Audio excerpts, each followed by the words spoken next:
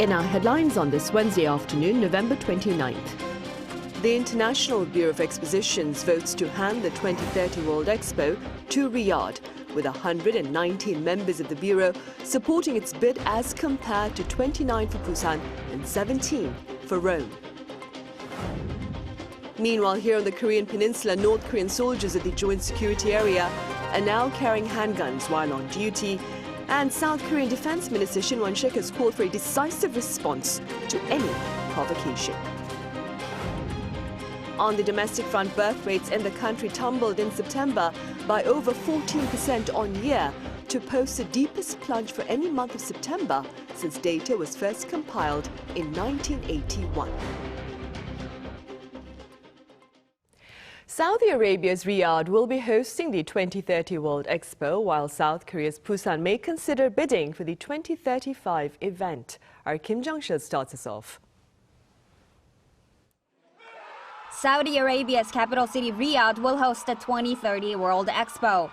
Riyadh won 119 votes in the first round of voting against Busan's 29 votes and 17 votes for Rome. With the Saudi capital claiming more than two-thirds of the votes from the 165 participating countries, the host was decided without the need for a runoff vote. The South Korean government solemnly accepted the result in the crushing defeat. I sincerely apologize for not being able to return the support people have given us, and I feel a heavy sense of responsibility. The Prime Minister added he will further develop the diplomatic assets gained from visiting more than 180 countries as part of the campaign to host a global mega event in South Korea's second-largest city of Busan. Representatives from the southern city were disappointed at the result, but said the city would actively consider making a bid for the World Expo event in 2035. Pundits had said Busan's bid was already a long shot, considering Riyadh had begun a substantial marketing campaign a year ahead of South Korea, with Busan only joining the campaign in the summer of last year. Experts from Busan's campaign said the astronomical amount of capital available to Saudi enabled its delegation to offer direct and immediate aid solutions to voter countries, which might have helped the result. Even though South Korea tasted the bitterness of defeat, experts added the 17-month-long international bidding process would give know-how and create opportunities for future market development. The World Expo can take place for up to 6 months and has a legacy of creating economic benefits and jobs, with tens of millions of visitors from all around the world attending. The most recent World Expo took place in Dubai between October 2021 and March 2022. The next World Expo will take place in Osaka in 2025. Kim Jong-sil, Arirang News. In the Middle East, there is talk about the possibility of yet another extension in ceasefire between Israel and Hamas as they seek to exchange more hostages for prisoners. Our Ising-jae has the latest. On the first day of the two-day extended ceasefire on Tuesday, Hamas released 12 more hostages, including 10 Israelis and 2 Thai nationals.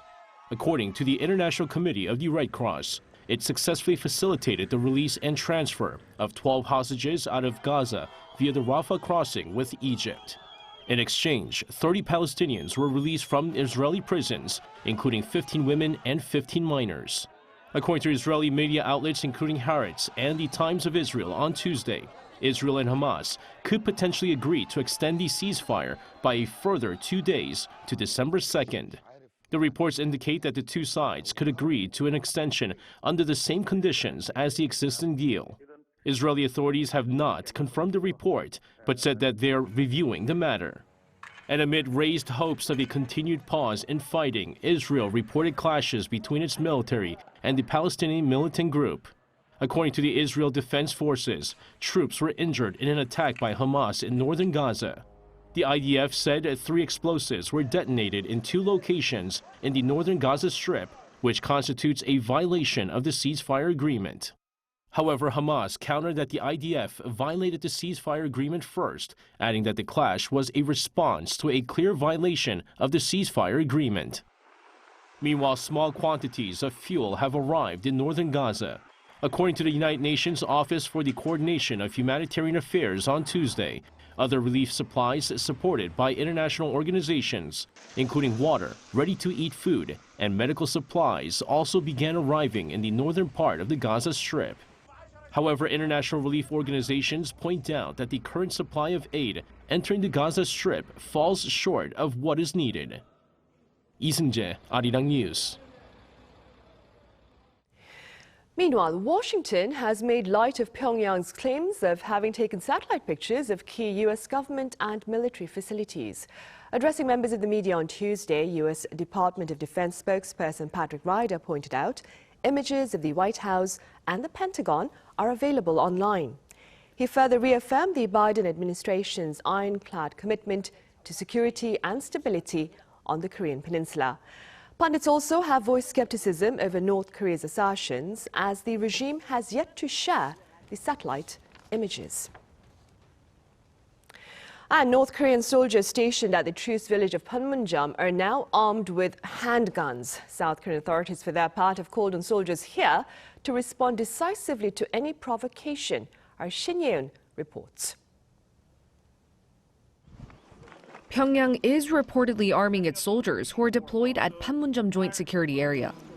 Yonhap News reported on Tuesday, citing multiple South Korean and American military sources, that since the latter half of last week, North Korean soldiers have been carrying sidearms while on duty. South Korean soldiers in the area remain unarmed. The United Nations Command, which is in charge of the Joint Security Area, is reportedly weighing options while closely monitoring Pyongyang's moves. Defense Minister Shin Won-sik strongly condemned the North on Tuesday afternoon, saying any careless maneuver that undermines peace is the beginning of ruin. According to the Ministry of National Defense, Shin ordered the military to retaliate decisively if the enemy makes any provocative moves. The JSA is where the historic Panmunjom Declaration between then South Korean President Moon Jae-in and North Korean leader Kim Jong-un was unveiled in 2018. To fully implement the declaration, the two sides later reached an inter-Korean military agreement this same year to reduce tension on both sides of the military demarcation line as well as in the Joint Security Area. Since the agreement, soldiers of both sides in Panmunjom went unarmed while on duty. If the North persists in arming its troops in the JSA, it's possible that South Korean soldiers will be ordered to carry firearms. Our military will continue to closely monitor North Korean moves and take necessary countermeasures.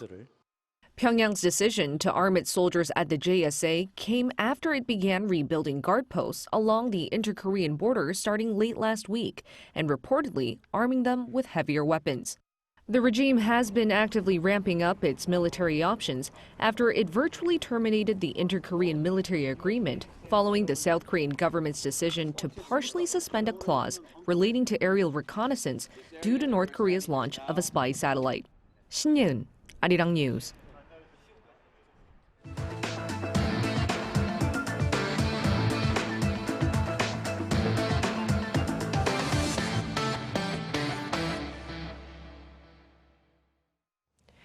Demographic data for September show a greater plunge in birth rates here, and pundits are linking this grim reality to fewer marriages. Our Park Won-woo has more on the latest findings.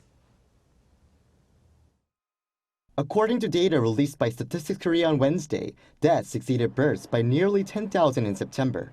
There were around 18,000 births that month, a drop of 14.6% compared to the same month the year before. The figure is the biggest percentage drop recorded both this year and for any September since data was first compiled in 1981. As for the third quarter as a whole, the number of births hovered above the 56,000 line, a drop of around 12% on year, the lowest ever figure for any quarter three. An official from Statistics Korea said a continued downward trend in the number of marriages has been a major factor behind falling birth figures. The number of marriages in September this year dropped 12% on year, once again recording a new low for any September since 1981. Divorces were also down about 8% compared to 2022. There were about 28,000 deaths in September, a slight decrease compared to the month and year before. Statistics Korea said they would investigate the specific reason the number of deaths dropped, as they usually surge comparatively at that time of year. Park Won-woo, Arirang News. And business sentiment for the manufacturing industry in November saw a slight rebound. According to the Bank of Korea on this Wednesday, the business sentiment index for manufacturers in November rose to 70, 1 point higher on month, amid high expectations for greater chip demand. In contrast, the BSI for non-manufacturing firms fell by 2 points. The index gauges overall market prospects, with a reading below 100 meaning pessimists outnumber optimists. Korea's shipbuilding industry is looking to stand second in global orders this year, with China taking the top spot for the third year in a row. According to shipping analysis firm Clarkson Research, also on this Wednesday, Korean shipbuilders garnered a combined 9.6 million compensated gross tonnage thus far, while Chinese shipbuilders accounted for 21.9 million compensated gross tonnage. Pundits are linking Korea's latest performance to its selective preference of shipbuilders with tangible commitment to green initiatives. And amid global efforts to ease our carbon footprints, a British research team says solar power will become the dominant energy source by the year 2050. Our Yeon-jin has more on its forecast. Solar power generates electricity using sunlight. Currently, the most widely used solar cells are made of silicon and are cheap and easy to make. But their power generation efficiency fluctuates depending on the weather, and the large area of space that the panels take up means solar is an underused source of energy. If there was an infinite space for energy storage, we could store all the energy we need from the sun. Then we wouldn't have to rely on thermal or nuclear power. But the supply of large capacity energy storage devices is limited because they are so expensive. Even considering these drawbacks, a team of researchers at the University of Exeter in the United Kingdom says that by 2050, solar power will become the dominant energy source. Looking at the 11 electricity production key technologies, fossil fuels have been in the lead, having produced 62% of electricity in 2020. But that is expected to drop to 21% in 2050. The research team's analysis shows that between 2010 and 2020, the installation of solar panels increased by 25% per year, which both caused and partly was caused by cost reductions of solar photovoltaics, a non-mechanical device that converts sunlight directly into electricity, which fell by 15% each year.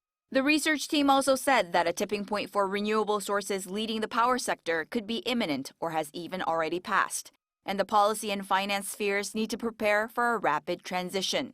The latest findings on solar energy have been published in the science journal Nature Communications. Yeon-jin, Arirang News. Back on the local front, there has been a remarkable finding of rare insect species in Korea's southern resort island of Jeju.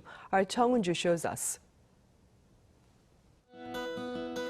Seonar Gotjawal, untouched by human presence, is a vital wetland that preserves the natural beauty of Jeju Island.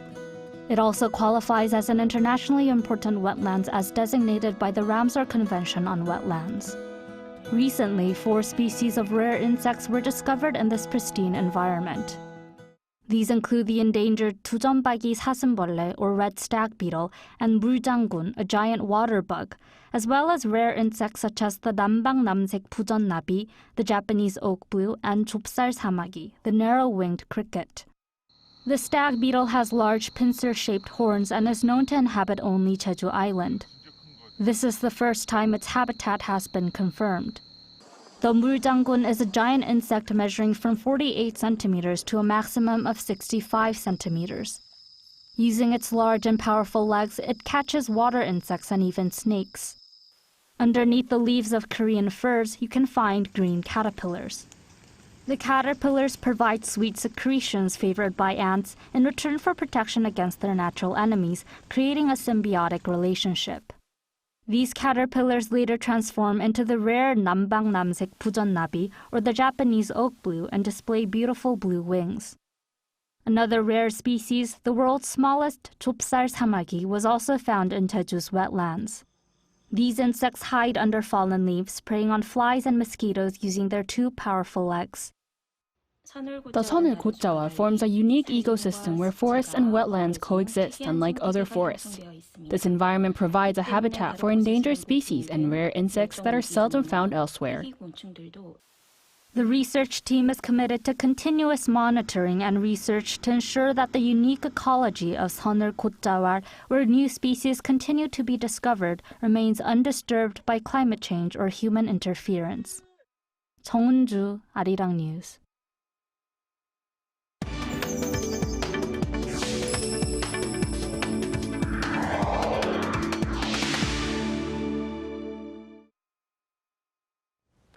The global popularity of Korea's music, movies and drama has had a substantial impact on its image in the international arena, and there is belief that the country's efforts to play a greater role in tackling universal concerns will serve to further strengthen its cultural influence. Now, this is according to Korea's ambassador for cultural cooperation. Our Pyongyang caught up with her.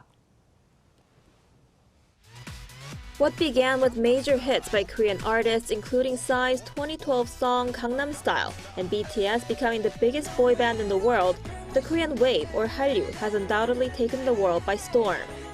The country's entertainment industry broke records not only in music but also in film, with the movie Parasite in 2019, then the Netflix show Squid Game in 2021. Netflix even announced earlier this year that it'll invest $2.5 billion in South Korea over the next 4 years to produce Korean TV series and movies. South Korea's ambassador for cultural cooperation explains the real strength of this comes from the Korean people and its history, as well as the country's early adoption of technology.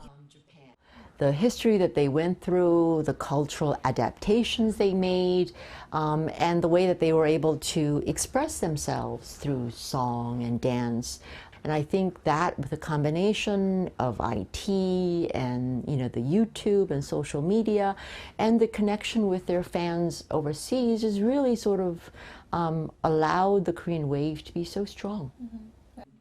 As for its impact, she says South Korea has definitely, to a certain extent, been able to gain soft power, or the ability to be able to influence others through attraction rather than coercion or force. But it's very difficult to measure soft power because it is a soft power. It's not in a matter of dollar signs or the amount of tanks or military, artillery that you have. So it is a difficult power to measure. It is difficult to know how much of an effect it had. But I do think that Korea has soft power. The Yoon administration has been seeking to expand South Korea's global presence with the concept of a global pivotal state as its foreign policy vision, highlighting its commitment to play a more active role in tackling regional and global challenges.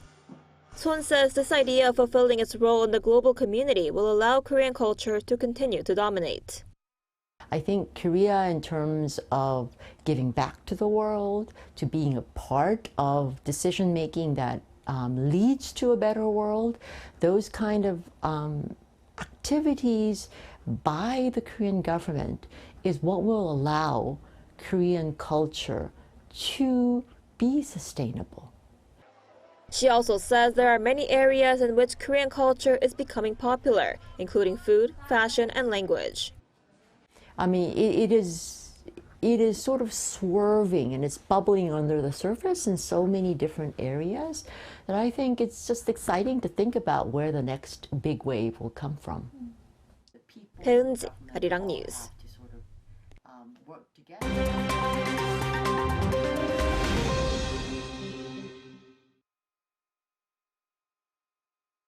Let's take a look at what's going on in the world now. In India, the 41 construction workers who were trapped in a tunnel for 17 days have been rescued. They are receiving medical checks, but no injuries have been reported. After over 2 weeks of difficulties, each of the workers was extracted one at a time through a pipe 90 centimeters in diameter, which was inserted through the rubble. The 41 men had been trapped in the Silkyara tunnel in northern India's Uttarakhand state after a landslide on November 12th blocked the entrance with debris. The trapped workers survived from supplies of oxygen, medicine, food and water, which were fed through pipes into the tunnel. The wife of Ukraine's military intelligence chief has been reportedly poisoned with heavy metals.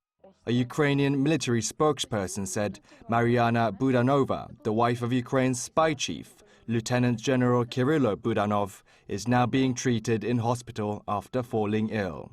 The spokesperson confirmed that several other intelligence agency employees also showed mild symptoms of heavy metals poisoning. 30-year-old Budanova had been feeling ill for a prolonged period of time, and local sources say that she was poisoned through her food. Her husband, Budanov, who leads the main directorate of intelligence of the Ukrainian military, has been highly involved with clandestine operations against Russian forces throughout the war. No statements were made regarding whether Russia was involved in the poisoning. Finland is closing all its road borders with Russia in an attempt to halt a surge of asylum seekers. The Finnish government announced on Tuesday it would close its last road crossing, located in the Arctic Circle, on Thursday night for 2 weeks. It had already recently closed its other 7 road crossings with Russia. 1 rail crossing for freight only will remain open. Helsinki has accused Moscow of deliberately aiding migrants from Morocco, Pakistan and Syria crossing into Finland in retaliation for Finland's closer cooperation with the US and joining of the NATO. The Finnish border guard said that in November some 900 asylum seekers surged into Finland via Russia, an increase from an average of less than 1 per day previously. A passenger jet powered by 100% sustainable aviation fuel has successfully completed a transatlantic flight. The Virgin Atlantic flight flew from London's Heathrow Airport to New York's JFK on Tuesday, using fuel made from non-petroleum feedstocks mixed with fuel made from waste corn. This is the first time any commercial airline has completed a long-haul flight running on 100% sustainable aviation fuel. The Boeing 787 didn't carry fee-paying passengers, but Virgin Atlantic founder Richard Branson and UK Transport Secretary Mark Harper were on board. The fuel is hoped to lower the aviation industry's carbon footprint. Kim Si-young, Arirang News.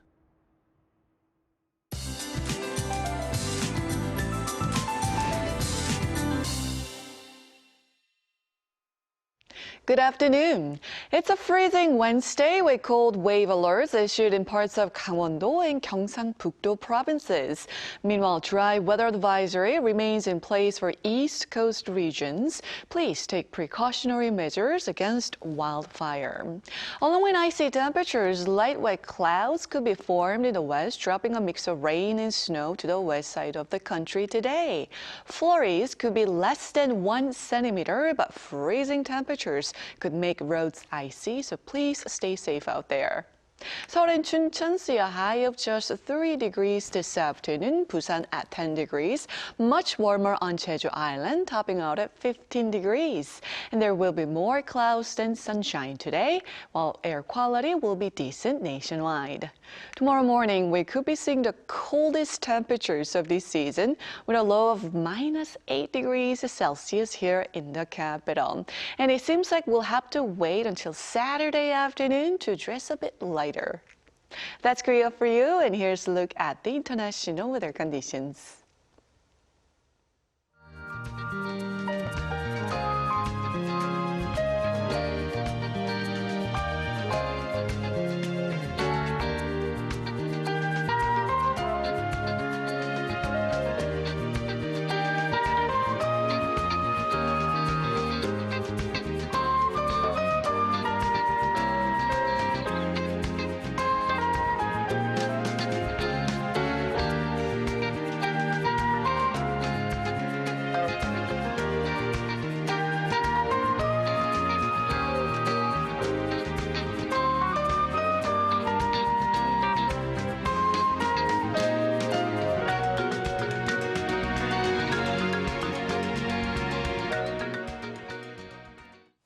That brings us to the end of Wednesday's afternoon newscast. But we have our panel session coming up right after this break, so do stay with us. Thank you for now.